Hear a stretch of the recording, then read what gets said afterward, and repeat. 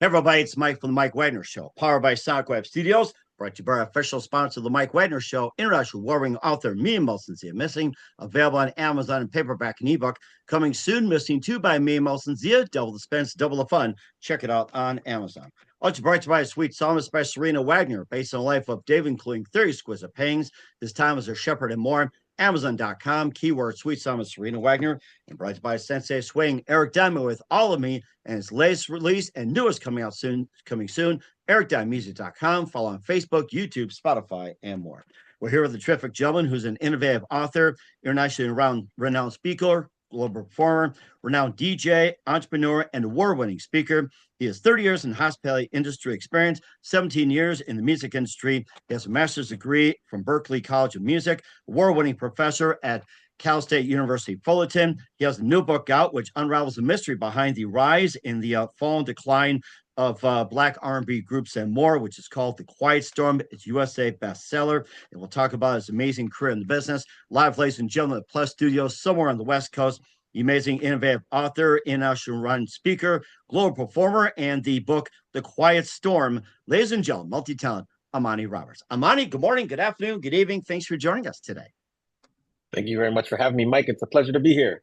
Well, it's great to have you on board, Amani. You're an innovative author, international round speaker, global performer, renowned DJ, entrepreneur, award-winning speaker. You have 30 plus years in the hospitality industry, 17 years in the music industry. You have a master's from Berklee College of Music, award-winning professor at Cal State University Fullerton. You have a new book out, which is unraveling the mystery behind the rise in the face of many and decline of Black R&B groups, including comprehensive history from 1950s to 2000. The book is called The Quiet Storm, USA bestseller. And before getting all the money, tell us how you first got started. Well, first got started, I grew up in the hotel industry. So I grew up working for Marriott Hotels, started as a bellman, worked my way up to general manager, then was director of marketing at a couple hotels, regional director of sales and marketing. That's how I got my start in hospitality. Along the way, when I was at Howard University in DC, I saw DJ Biz Markie perform, and I loved it. I wanted to do what he did, didn't yet have the courage to pursue it. Got to California throughout my travels and decided to go for it. That's how I became a DJ, wrote my first book along the way, then went to Berklee College of Music. My thesis was why there are no longer any Black R&B groups. And then I opened that up to just say, why aren't there any more R&B groups? Because 99% of them are African-American anyways. So that's kind of the pathway that I've taken, and that's taken me to where we are today. That is amazing travel you had just accomplished as well. Was it one precise moment that exactly influenced you into what you do in the rest of your career? One moment that I think it was Feels like that. let's see here. Yeah, it does. It's like when I saw DJ Bismarck at a club, that was it. The second one would be when I was at Scratch Academy, which is a DJ school for to learn how to DJ. I had to make a decision because I didn't pass one of my final classes, and I had to decide, do I want to take this class over again, or do I want to take my ball and go home? So I decided to persevere, exhibit resilience, and move forward and take the class again. That was probably the second moment that comes to mind. Oh my goodness, that was something right there, and I think that was persistence right there. And you being in the music industry for a long time, who are some of your favorite singers, songwriters, and musicians growing up? Ooh, favorite singers. So number one, like Mariah Carey, she's at the top of the list, along with Babyface, Mary J. Blige. Those are probably some of my top three. I mean, there's so many to list. I could go on and on, whether it be Marvin Gaye, the classics, Stevie Wonder, Prince, Michael Jackson, current artists like Kehlani, Leela James, Luke James, Music Soul Child. I mean, I could list so many more, but those are my top kind of three. I love I love those artists, and more that I discover each day. Money Long is also a new artist that I really love. I think she's doing some great things. So yeah, that's my list. And I think there's a plenty of lists as well too, and more in the groups as well too, going back from the 50s to the 2000s with over 60 iconic groups. And the book is called The Quiet Storm with Amani Roberts. But first, listen to the Mike Wagner Show at the MikeWagnerShow.com, powered by SoundCloud Studios. Visit online at SoundCloudStudios.com for all your needs. Look at a professional website without breaking your budget. SoundCloud Studios is the answer. SoundCloud Studios offers fast, affordable custom web designs that blow the competition away. Call today, 1-800-303-3960. That's 1-800-303-3960, or email to support@sonicwebstudios.com. Mention the Mike Wagner Show. Get 20% off your first project. Sonic Web Studios. Take your image to the next level. Also, time to give official shout out to our official sponsor, the Mike Wagner Show, international warring author Mia Molson-Zia. If you love fast-paced mysteries, you'll love Missing by Mia Molson-Zia, available on Amazon in paperback and ebook. Missing is fast-paced and intriguing with an unforgettable twist. Takes place in 4 countries, 2 strangers, 1 target, where truth is illusion and those who love you to first go missing. It's available on Amazon in paperback and ebook. Missing by Mia Molson-Zia has garnered great reviews. And Eve 11 endorsed by Howard celebrities, including Jonah Cassidy, Forrest Riley, and many others. So grab your copy today, for it goes Missing by Mia Molson-Zia, available on Amazon. Coming soon, Missing 2 by Mia Molson-Zia, double the suspense, double the fun. Check it out on Amazon. Also brought to you by The Sweet Psalmist by Serena Wagner, based on the life of David, including 30 exquisite paintings and King David Psalms. The Sweet Psalmist gives a new perspective of David through his Psalms he wrote as the times of shepherd where it started, and complicated yet turbulent relationship with King Saul. The story of love, betrayal, repentance, hope, and more. Check out The Sweet Psalmist by Serena Wagner on Amazon. Keyword Sweet Psalmist Serena Wagner. Also brought to you by Sensei Swing, Eric Diamond, who would latest release All of Me, featuring the title track, I've Gotten a Heartache, Bring Me Sunshine, Strike a Match, and more. Eric is a multi-award winning artist, inducted numerous Hall of Fames, album Entertainer of the Year, and he'll be releasing a new CD soon. Check out the amazing Eric Diamond today, ericdiamondmusic.com. Follow on Facebook, YouTube, Spotify, and all platforms worldwide. Also, check out the Mike Wagner Show at themikewagnershow.com. 40 podcast platforms, heard in 100 countries. Take us with you on any mobile device. Follow on Facebook, YouTube, Spreaker, Spotify, iHeartRadio, all the socials and more, Instagram, TikTok, and more for great gift ideas. T-shirts, pop sockets, throw pillows, tote bags, hoodies, Amazon.com, Mike Wagner Show. Check it out today. And for more great gift ideas, Amazon.com. Mia Molson-Zia, great books, merchandise, and more. And also support us on Anchor FM, PayPal, and the MikeWagnerShow.com. We're the amazing, innovative author, international round speaker, and author of the book, The Quiet Storm, Amani Roberts, here on the Mike Wagner Show. And, before we get into the Quiet Storm as well, you also wrote DJs Means Business as well, too. And tell us more about that one. Yeah, DJs Mean Business. It takes you through the time slots of a DJ set, 10 p.m. to 2 a.m. Each 15 minutes, it relates a concept of how you DJ to growing a business or your career. And so it takes you all the way through 10 p.m. to 2 a.m. And that's what that book is about. It came out April 2020. Oh, wow. Okay. And why the 10 p.m. to 2 a.m. slot? I'm used to 10 a.m. to 2 p.m. myself. So, Yeah, usually for most clubs, particularly in LA where I was working, they'd open up at 10 p.m. and the last call would be like at 1:50, so everyone would be gone or leaving by 2 a.m.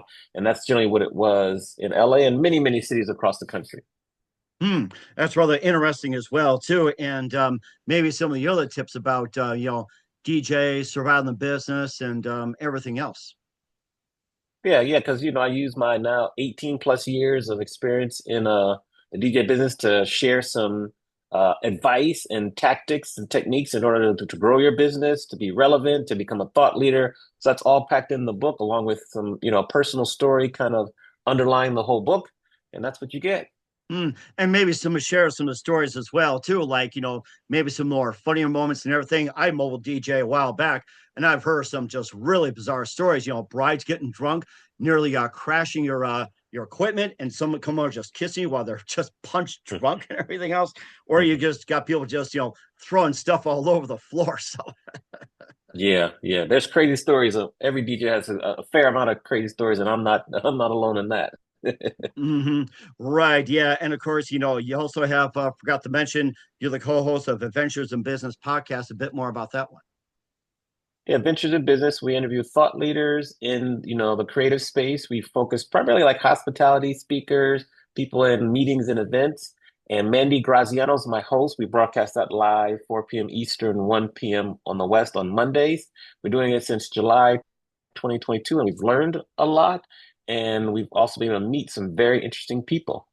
It does sound interesting. Who are some of the people that you had on board? We can check it out.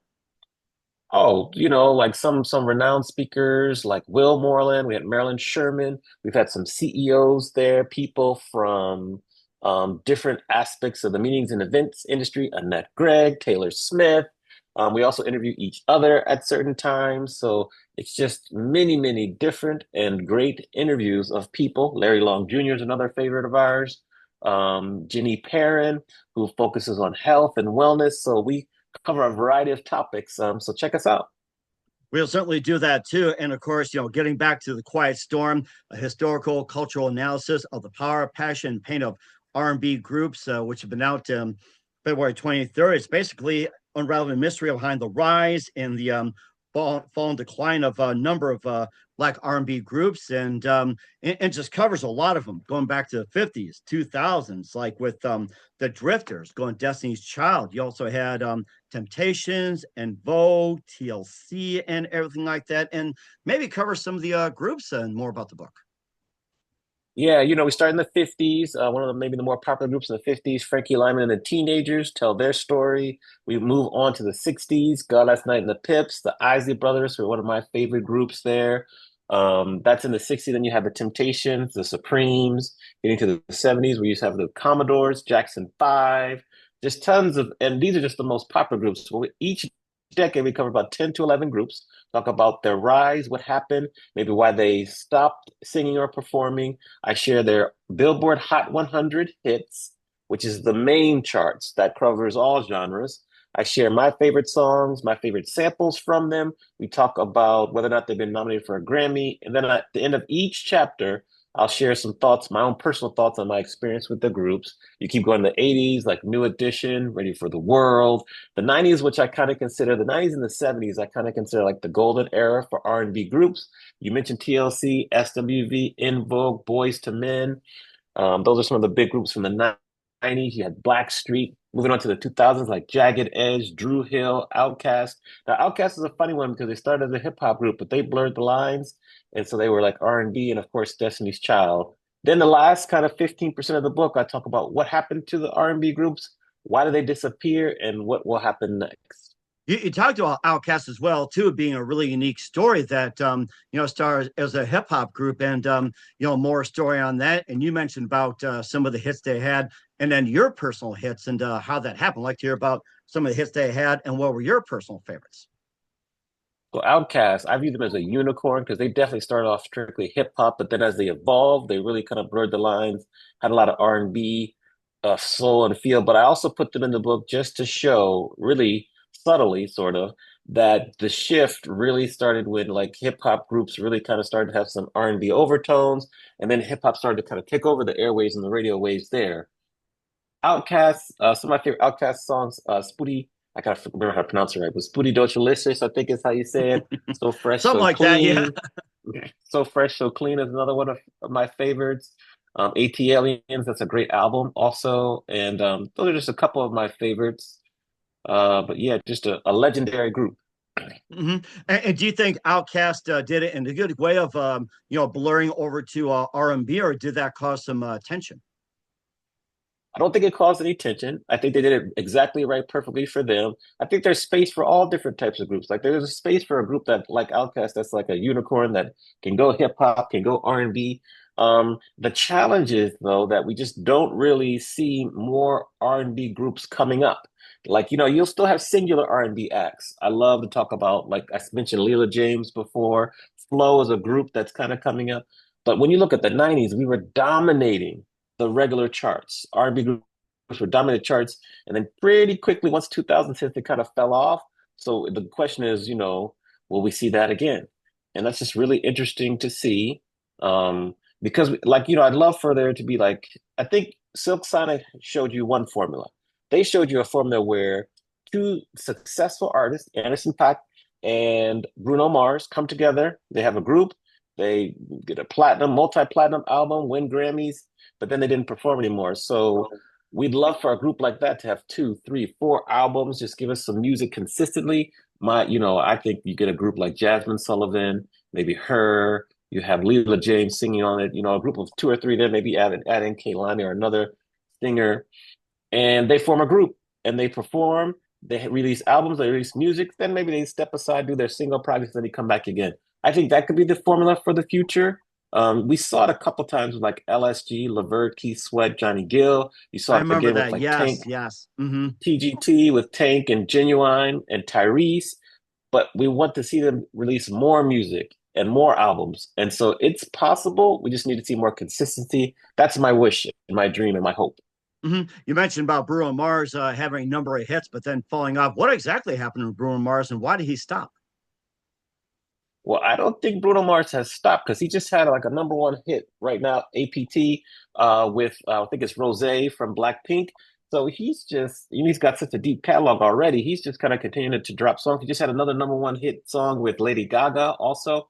So he hasn't stopped. Now, in terms of his own music and his singles, maybe, he's got a few coming, but he's still very, very much busy. He's got tour. He has a residency in Las Vegas. So he's continuing to go strong. I think the Silk Sonic group, that's where they haven't been together and released any music, and we don't know when that will happen again. We can hope and wait and see what happens, but they haven't released anything new after their first project, so we'll see what happens with them. He also mentioned about the Jackson Five. Everybody know about the rise and fall. Of course, you listed all the hits of the Jackson Five. What are some of your personal favorites of the Jackson Five, or even throwing some cuts that nobody's ever heard of but get very low airplay that could have been your favorites? Ooh, Jackson. Well, so I'll look through this. I know for the Jackson Five specifically, like um I Want You Back was a pretty one, lovely one. It's also one that I really love. How about Can You Enjoy Feel Yourself? It? That's one of my favorites. Yeah. There you go. Enjoy yourself. Heartbreak Hotel is also a good one. I mean, I'll Be There was probably one of the early ones. So Dancing Machine, I mean, we could go on and on. Ironically, the Jackson Five or the Jacksons, they never won a Grammy. And that is very surprising based on what they contribute to the industry. But, those are some of my favorite Jackson Five songs. But yeah, yeah, just a plethora of hits, a plethora of hits. And do you think with the Jacksons not winning a Grammy, it made me think of the Beatles, where it's just like, they were very famous, but didn't win a lot of awards. Do you think the Jacksons kind of fell into that stigma like the Beatles in a way? Maybe that's a good point. I think also, and that would be the subject of like another book or a really long article. I'm sure there was some internal politics at the Recording Academy also, because if you remember, Michael Jackson didn't win a Grammy for Off the Wall either. He had to wait until Thriller to that album, but then he really cashed in. So it's almost like they kind of, I don't want to say they haze you, but they really, really put you through the ringer to get a Grammy. It's really hard. But he stuck with it, and eventually he continues, the king of pop. So maybe the Jackson Five had a similar route to the Beatles, and it took them a longer time to get acclaimed. Maybe now they're getting more acclaim than they got when they were out. And I have to say this is that I like Off the Wall than Thriller because the fact that it was a lot more fresh and there was less pressure to produce for Michael Jackson. It's like some of the stuff is like I could play over and over again with Off the Wall. Yeah, yeah. Off the Wall. Well, that was his first solo project. There was a good amount of pressure there.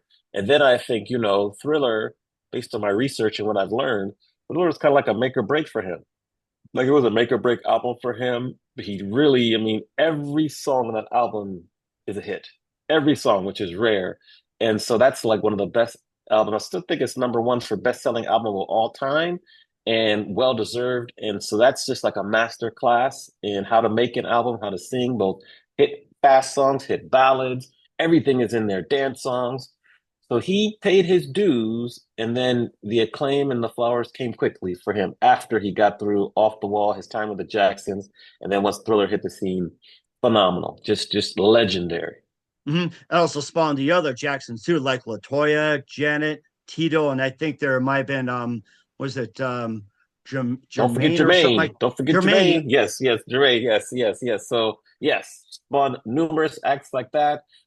Jermaine had a great career. Janet Jackson had a legendary career. G Spilled has her residency at Resorts World in Vegas. So the Jackson family was supremely talented, and they continue to give us hits after hit.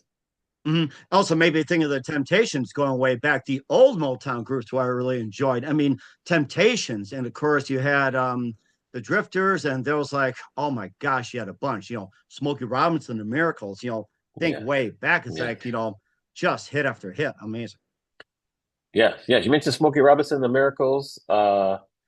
Smokey Robinson, The Miracles. What I learned through the research for the book is that he has probably one of the most amazing pens in history. When I say pens, meaning songwriters, he could write a hit song and just song after song. His process is unmatched. His creativity, the way he was within. I mean, he created a hit song when he was looking in the mirror shaving.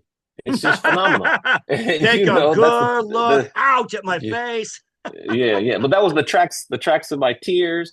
Even cruising when he wrote that song, that was a single by him, but still phenomenal. Even Motown, you can't forget like Diana Ross and the Supremes. They were legendary. They kind of were the blueprint for all the female groups we see to now. Even the K-pop groups that are popular now, they're following the blueprint of like the Supremes and TLC. So yeah, Motown.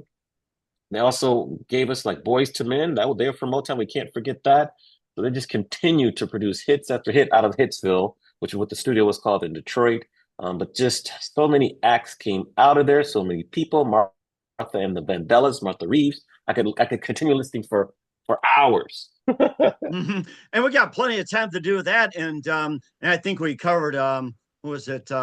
I'm trying to think the Temptations. You listened to book some of the hits they had. What were some of your personal favorites? Even like again, some of the songs that didn't gain recognition that you really loved. Oh, well, of course, My Girl for the Temptations. Really love them. Um, I'm just trying to think, like I look at my favorite songs from the Temptation. Just My Imagination, Running Away with Me. Um, there was another one here. I'm trying to figure it out that I learned about them when I was later on in kind of life or whatever. Ain't Too Proud to Beg. That was when I kind of learned about them a little later on. But you know, Temptations just look at the number of hits they had. 9 Grammy nominations, 4 wins. Like, woof, it's just thorough. And their first hit was in 1964. Their first Billboard Hot 100 top 10 top hit 100 was The Way You Do the Things You Do in 1964. And in 1991, they had a hit song, My Love Is True, that hit reached number 88. So if you look at that, that's the 60s, 70s, 80s, and 90s. That's 4 decades worth of hits, which is only probably matched by the Isley Brothers, who had 6 straight decades of hits. The And Isley so, Brothers, who can't forget that? Oh my gosh. It's like, everybody yes. knew about Shout, everybody knew about some of the others, but you know what? One of the things I liked was I think there was it Living a Life, Go for the Guns. I think there was what was that one from that album? I forget. Oh my I gosh. don't know. I'm You drawing gotta a take a blank. think Yeah. about it. Yeah, some of my favorite Isley Brothers hits, Between the Sheets, Footsteps in the Dark, even Isley Jasper Isley, Caravan of Love. That Those are was the some of my one. three Yeah, that was the other favorites. one I'm Yeah. thinking. Choosy Lover. I mean, woof, woof, just brilliant. I just love it. I mean, we can start to geek out about all these songs here. It made me think of the Gap Band as well, too. That's one of my other favorites. Yeah, the Gap Band. I like the Gap Band for numerous reasons. First of all, they had the foresight to name their group after Greenwood, Archer, and Pine Street in Tulsa, Oklahoma, which is where the riots were back in the 20s when they kind of destroyed and killed a lot of people that were affluent African, Black Americans. They were having their own hotels, their own banks. The riots happened there. So it's really a big part of Tulsa's history. They got band, named their band after those streets, which is phenomenal foresight. Then, Charlie Wilson. Oh, if you want to talk about a comeback story in music history, Charlie Wilson had the Gap Band. They did well, but then he suffered from like drug addiction. He was homeless. You got to read his autobiography, by the way. And then he came back and he's come back now and is as strong as ever, can sing any group, whether they're teenagers, mid-20s, or older. He can sing any group, any person under the whatever I'm trying to say. He can outsing them is what I'm trying to say. And the Gap Band, Yearning for Your Love. I think that's one of the best love songs of all time. I love that song. And then Charlie Wilson continues. He continues to tour, has his own residency in Las Vegas. And so the Gap Band just Burn Rubber on Me. Whew, whew, just great hits there. Great hits Oh, there. oh my gosh, you know something? It may be a thing you mentioned about Tulsa. That was hardly ever mentioned. Everybody would talk about the riots in LA, Chicago, New York, Detroit, and all that. And do you think when they started riots, do you think they took a page from the Tulsa riots as well? Or was like the first riot and why wasn't ever mentioned too? That had to be an influence as well, too, singing and everything like that. Yeah. I'm not sure what they took in terms of inspiration for rights. I just know that they tried to quiet what happened with those riots, particularly in like Black Wall Street and Tulsa, and it's part of history. You can't eliminate and make history disappear. It happened. People lost their lives. Thankfully, you have groups like the Gap Band, who will always kind of keep that top of mind through their name, and they reference it, they talk about it. So that's that's why the Gap Band, in addition to having phenomenal music, that's why their impact is elevated because of how they choose to express themselves through their name. That is interesting. How about some of the other underrated groups or some of the maybe little known groups that have made a big impact in the music scene? There's a lot of underrated groups. I have a section in each decade that's like honorable mention, which kind of fits into what you're asking. Heat Wave, which was one of the few groups that came from the UK. One of their smash hits, Always and Forever. I'm always biased to the slow jams. So Heat Oh Wave yeah, was I a good love one. that one. Hmm. Yeah. Main Ingredient was another one. Then you kind of get to like the 80s and 90s groups like 702, Mint Condition. So Mint Condition was really popular in like with like African Americans in the black culture, but they didn't quite cross over like I felt they should have. So they're another one that's underrated. They're still out there performing. Stokely, which initially was the lead drummer, then he became the lead singer. So that was good. So there's some other underrated groups around, but those are some that come to mind really, really quickly. Hmm. And also thought about as well too that don't forget the birth of hip hop rap as well too. Grandmaster Flash and the Sugar Hill Gang starting the whole thing. Yes, yes, yes. So that's kind of how hip hop, that was in the mid 70s. And then you can see once you get to the 80s and the 90s is when, hip hop and R&B kind of really, really were going alongside of it. Then as you get to the 2000s, every R&B track would have like, a verse that was rapped by some hip hop artist or whatever. And then it flipped where, hip hop artists would rap, but they'd have someone from R&B singing the hook. Nate Dogg was probably one of the first that really kind of sang a lot of hooks for R&B tracks. So they're like big brother, little brother. Of course, we'll say the older brother was R&B because they came first, but then hip hop, came along second and probably got to be bigger. You know how you have your little brother, but all of a sudden you look up and your little brother's, 2 feet, not 2 feet, Yeah, but a yeah, foot like taller than they're like you, a seven little foot all of a thicker. sudden. You're still five Yeah, foot. Yeah. a little thicker, whatever. So that's kind of how that happened. But there's space for both genres. And the question that came up when I was doing the research is why did record labels choose to really only push hip hop when it got to a certain point? Of course, finances come into that and other things, but there's room for both, so why not? So that's another topic to explore. But talking to people in the record industry off the record, there was probably a concerted effort to really only focus on one. And as you see what happened, R&B groups kind of took a backseat to hip hop. Really? Okay. And why is that the case of our R&B taking a backseat to hip hop? Is because it just needs some change? Has it gotten overplayed, or is it just people are looking something more, something better? They couldn't deliver, or we're looking at something like a whole new level to R&B. No, I don't think people are looking for something better. I personally think, this is my opinion, that record labels looking for something that was easier, cheaper, easier to control. It's hard to control and manage four different personalities in a group. It's more expensive, whether it be hair, makeup, choreography, just overall maintenance. So, we had an imperfect storm of the music recession from like 2008 to 2013. Record labels shifted kind of how they were promoting groups, particularly promoting acts. They saw that hip hop is cheaper to produce. Hip hop can also produce 3 albums for every one R&B album, so they could get more music out there. Going on tour is easy. You don't need a band. You might just need a DJ, someone to run the track, you rap. It's just overall expensive, so they could save money. And then you also have the emergence of EDM music.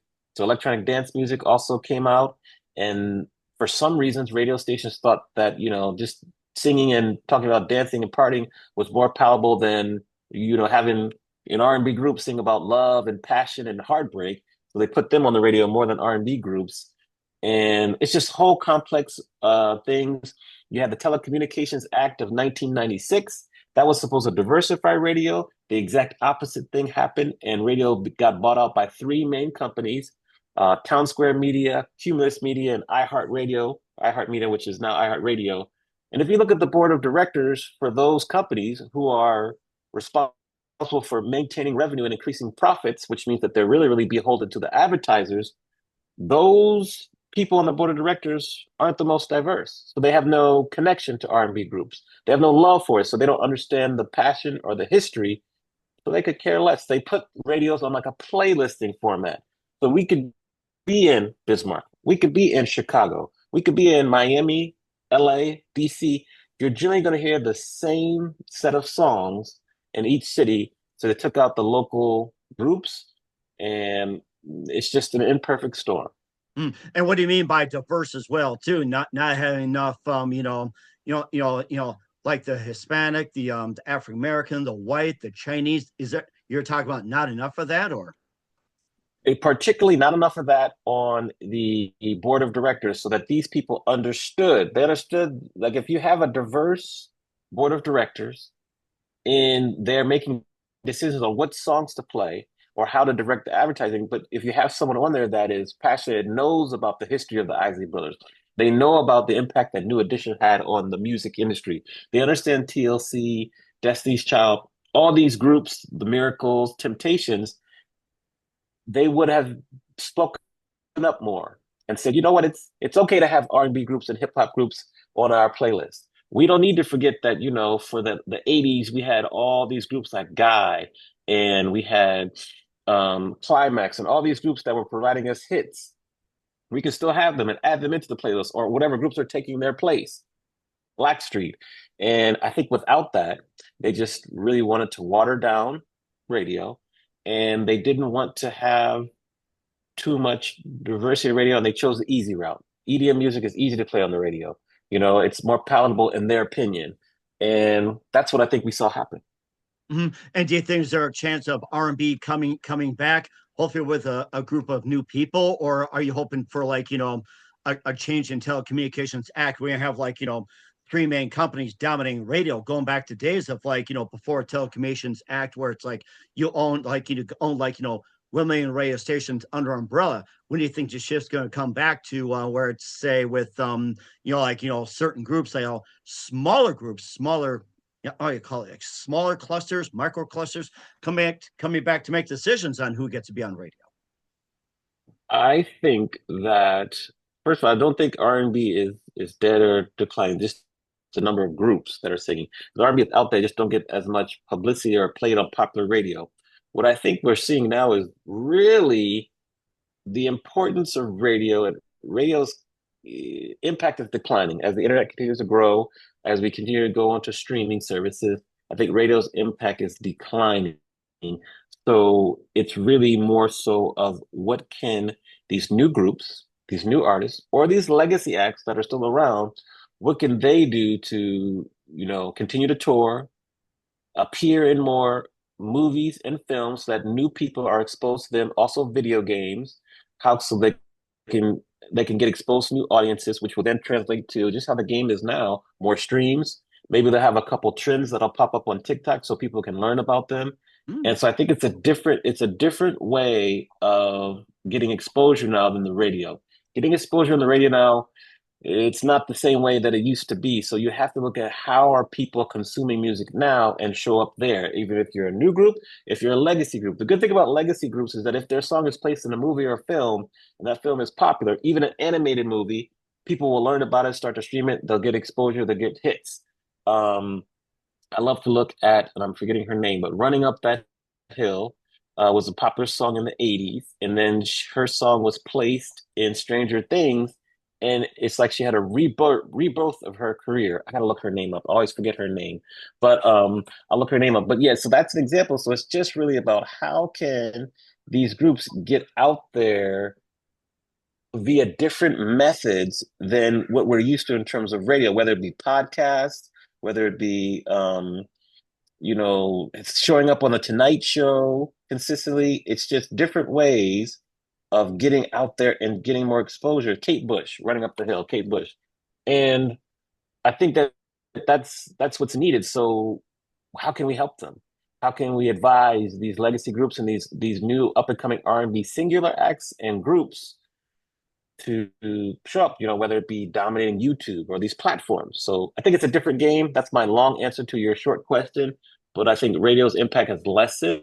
And as the internet continues to grow and more people get, high speed internet, there has to be different places where people can find you and then spread it themselves via word of mouth. Yeah, and maybe think of one group, the chairman of the board, with that song "Give Me Just a Little More Time." I talked to them, and they've been putting new music out there, and I'm hearing frustrations from all the legacy and classic groups. They're putting out new music. They want to get it presented to radio stations, but radio stations are putting a hand in their face and saying, "No, we're going to play the classics." That part has been really frustrating. Maybe just shed some light on that with some new legacy groups, kind of new music. People are liking, but putting on radio stations, it's like they're putting a hand in the face like that. It's like, no, we're gonna play your classics. Yeah, I think they kind of have to go about the reverse because you have like these legacy groups of all genres.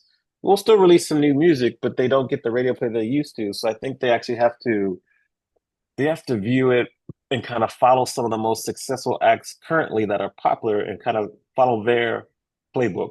If you watch and look at artists like Ed Sheeran and look at what he does when he releases a new track, he has like 9 or 10 different releases on YouTube. So he's really big on YouTube, which is the second largest search engine in the world, back the last time I checked. And you really have to look at these other platforms and gain success, become trending on them, whether it be TikTok, YouTube, a little less so Instagram. Um, Once you can be trending on a certain platform and you're doing well, kind of underground, we'll say, then all of a sudden radio might take notice and then they might add you to the playlist. So it's like a reverse. Whereas before you get popular on the radio and then people would buy your music and then you would kind of go from there. But here you kind of have to get popular outside of radio, whatever platform that you're big on.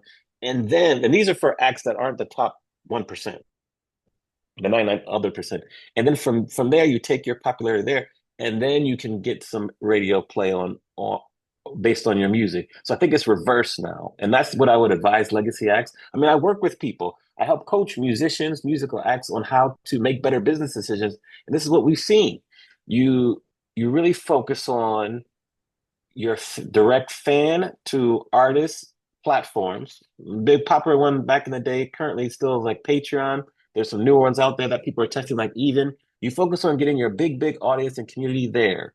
From there, you grow, and eventually then radio will take notice. It's reverse. You show up at some festivals, you sell out a certain stage at festivals. Then you have some people there. The people that are there are posting about it, sharing about your show. You continue you start at smaller festivals, you get to go to bigger and bigger festivals. Then probably the creme of la creme festivals is Coachella. You're on the big stage at Coachella, and people are like, oh, who is this act? Let's get them on the radio. I think one of the biggest acts currently, and now we're kind of shifting into different genres. I want to say it's the Marias. I want to say they have gotten the most streams based off their performance on Coachella. So Really? I bet you in the next few weeks or month, you'll start to hear the Marias. I think that's the name of the group. It's the Marias.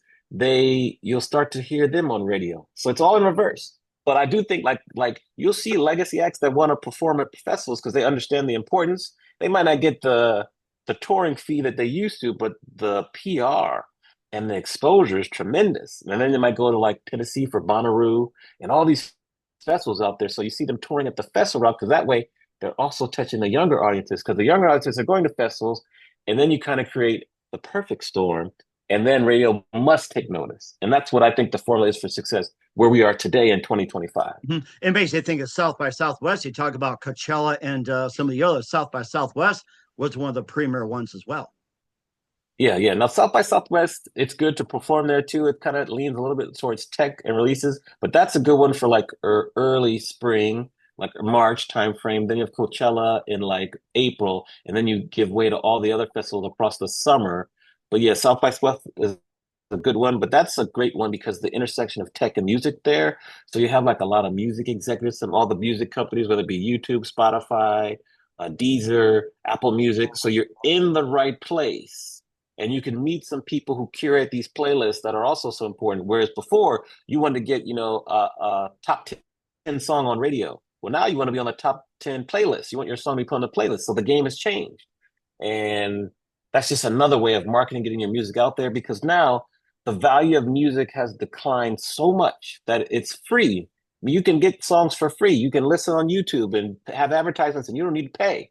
Therefore, really streaming is good for marketing. Now, you can get some money, but it's not a lot. You really get your money through touring, your publishing, songwriting, but it's really marketing. So if you get your song on all these playlists and everything, that's great marketing, and then people will find you. Also made me think of Spotify as well too, where they complained about getting a million streams, getting like what 10 cents or whatever it is, and they're trying to work on that. You can also get on Spreaker. You could also get on, of course, the iHeart, Odyssey, Apple Music, and some of the others, even Vimeo, and I think there's quite some others too, like Brad Apple, Acast, and I think there's BitChute, Rumble, and I think there's some of the smaller ones they can get on as well too, and get us just as much exposure. Even it's like outside the U.S., some of the smaller ones can get more attention on. Yeah, yeah, I think streaming is marketing. That's the way to look at it now. And you try to grow from there. Touring is where you get your revenue. Songwriting and publishing is your long revenue, so you can be paid for years to come. That's where we are right now. It could change, but that's kind of the era we're in currently. Certainly indeed. And what's come up with Amani Roberts and the Quiet Storm, we'll find out just 1 minute. You'll listen to The Mike Wagner Show at themikewagnershow.com, powered by SonicWeb Studios, brought to you by official sponsor of The Mike Wagner Show, international warring author Me Sincerely Missing, available on Amazon. Also brought to you by Sweet Summits by Serena Wagner, based on a life of King David, 30 exquisite paintings and more. Amazon.com, keyword Sweet Summits Serena Wagner, and the Sensei Swing, Eric Diamond, all of me, ericdiamondmusic.com, YouTube, Spotify, and more. We're back in multi-talent Amani Roberts of The Quiet Storm after this time. We're back with author Amani Roberts of The Quiet Storm here on the Mike Wagner Show, a historical, cultural analysis of power, passion, and pain of R&B groups, which is out February 18th. And just a couple more things. Where can we find your book and we can find your works at, Amani? So you can go to my website, AmaniExperience.com, which is A like Apple, M like Mary, A like Apple, N like Nancy, I experience, one word.com. You find the book there, Amazon, Barnes and Noble. You can also go to the book website, which is thequietstormbook.com.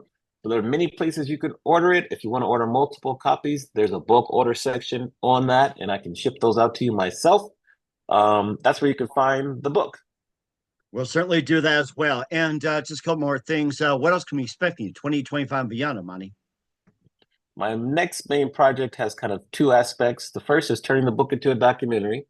So that's kind of the next step, get interviews, people on video. That's a big project that I'll begin to work on now the book is out.